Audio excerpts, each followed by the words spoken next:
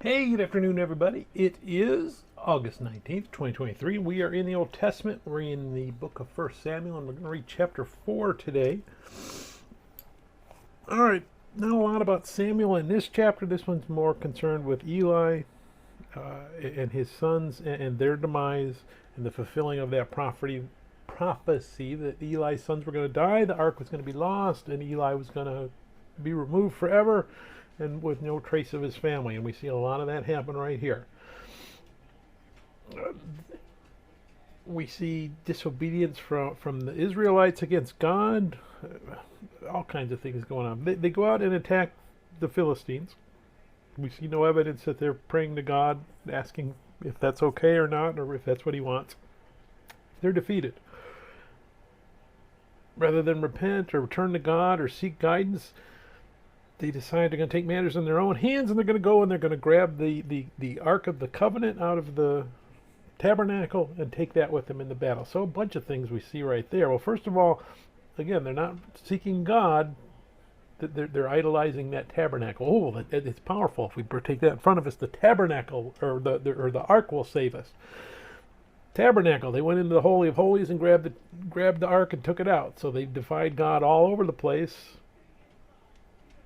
And then we have Eli, who's the high priest, who doesn't stop him, doesn't say anything about it. He just lets him go. So disobedience all around. And what's going to happen? Well, God fulfills that prophecy that he made to Eli directly and through Samuel. And we're going to see all of that fulfilled. They lose the ark. Eli's two sons die. Eli dies. One of his daughters dies in childbirth, and that's where this section ends. Then tomorrow we're going to talk about what happens to the ark. So let's go ahead and we're going to read 1 Samuel chapter 4.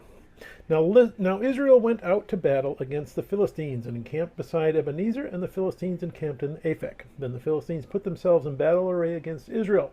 And when they joined battle, Israel was defeated by the Philistines, who killed about 4,000 men of the army in the field. And when the people had come into the camp, the elders of Israel said, "Why has the Lord defeated us today before the Philistines? Let us bring the ark of the covenant of the Lord from Shiloh to us, that when it comes among us, it may save us from the hand of our enemies." So the people sent to Shiloh that they might bring from there the ark of the covenant of the Lord of hosts, who dwells between the cherubim. And the two sons of Eli, Hophni and Phinehas, were there with the ark of the covenant of God. And when the ark of the covenant of the Lord came into the camp, all Israel shouted so loudly that the earth shook. Now when the Philistines heard the noise of the shout, they said, "What does the sound of this great shout in the camp of the Hebrews mean?" Then they understood that the ark of the Lord had come into the camp. So the Philistines were afraid, for they said, "God has come into the camp." And they said, "Woe to us, for such a thing has never happened before. Woe to us, who will deliver us from the hand of these mighty gods? These are the gods who struck the Egyptians with all the plagues in the wilderness. Be strong and conduct yourselves like men, you Philistines, that you do not become servants of the Hebrews as they have been to you. Conduct yourselves like men and fight."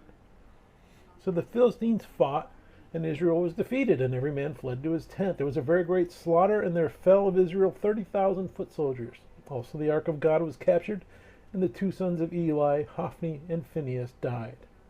Then a man of Benjamin ran from the battle line the same day and came to Shiloh with his clothes torn and dirt on his head. Now when he came, there was Eli sitting on a seat by the wayside watching, for his heart trembled for the ark of God. And when the man came into the city and told it, all the city cried out. When Eli heard the noise of the outcry, he said, "What does the sound of this tumult mean?"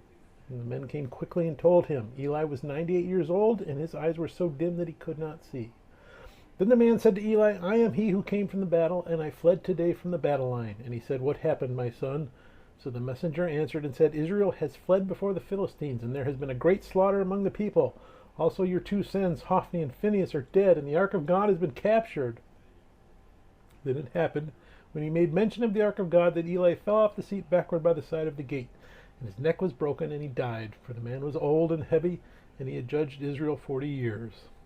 Now his daughter-in-law, Phinehas' wife, was with child due to be delivered. And when she heard the news that the ark of God was captured, and that her father-in-law and her husband were dead, she bowed herself and gave birth, for her labor pains came upon her. And about the time of her death, the woman who stood by her said to her, "Do not fear, for you have borne a son." But she did not answer, nor did she regard it. Then she named the child Ichabod, saying, "The glory has departed from Israel, because the ark of God had been captured, and because of her father-in-law and her husband." And she said, "The glory has departed from Israel, for the ark of God has been captured." May God bless the reading of his word. May God bless you. Bye.